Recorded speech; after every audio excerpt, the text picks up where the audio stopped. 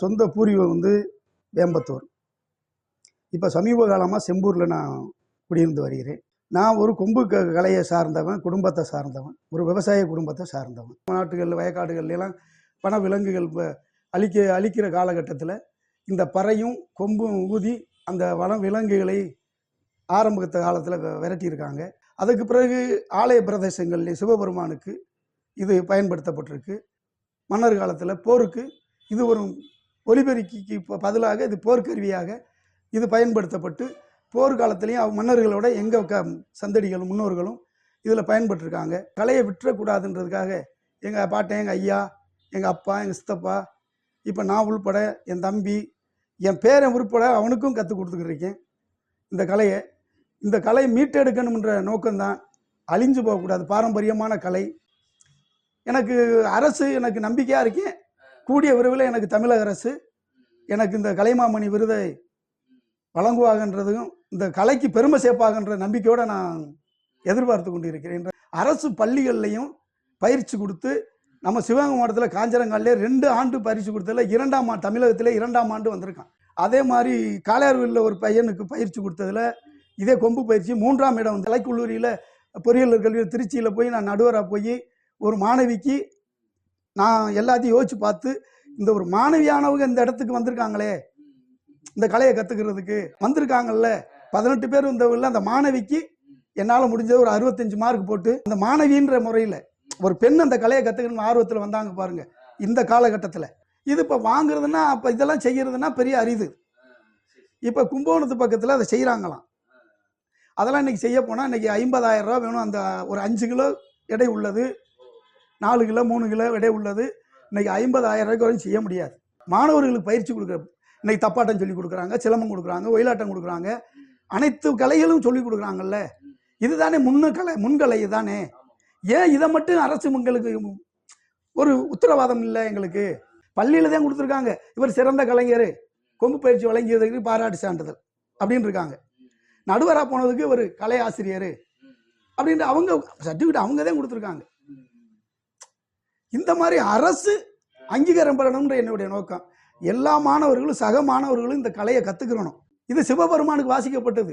இந்த சிவகங்கை மாவட்டத்தில் தமிழ்நாடு முழுக்க இறந்த கலைஞர்களுக்கு மொத்தமாக ஒவ்வொரு இடத்துலையும் ஒரு நினைவிடம் வழங்க வேண்டும்ன்றது என்னை கோரிக்கையாக வச்சிருக்கேன். எல்லா கலைஞர்களுக்கும் சிவகங்கை மாவட்டத்துக்கு அனைத்து கலைஞர்களுக்கும் ஒரு மணிமண்டபம், அவங்களுடைய பெயர் இருந்துச்சுன்னா புகைப்படம் இல்லைன்னா அவருடைய பெயர்.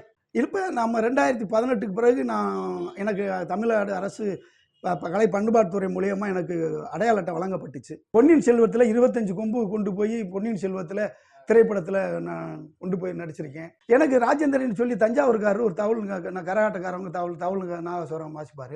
அப்போ மத்திய பிரதேசத்துக்கு போகும்போது எனக்கிட்ட ஒரு 30,000 ரூபா கொடுக்குறாரு உணவுக்காக. டிக்கெட்லாம் போக்குவரத்து சார்ஜ் 25 பேருக்கு அவரே எடுத்து கொடுத்துறாரு. அது ஒருங்கிணைப்பாளர் நான் அந்த 25 பேருக்கு நான் தான். மத்திய பிரதேச ஜான்சிராணி கோட்டை, நம்ம வேலுநாச்சியார் கோட்டை மாதிரி அங்கே ஜான்சிராணி கோட்டை, அங்கே ஒரு 3 நாள் ஷூட்டிங்கு. ஐயா மணிரத்னம் கொம்புன்னு தான் கூப்பிடுவார். அந்த 30,000 மத்திய பிரதேசத்துக்கு கொடுத்து விடையில் ஒரு 26,000 என்னமோ செலவழிச்சிட்டு 24,000 என்னமோ செலவழிச்சிட்டு பாக்கிய கொண்டு கொடுத்தேன்.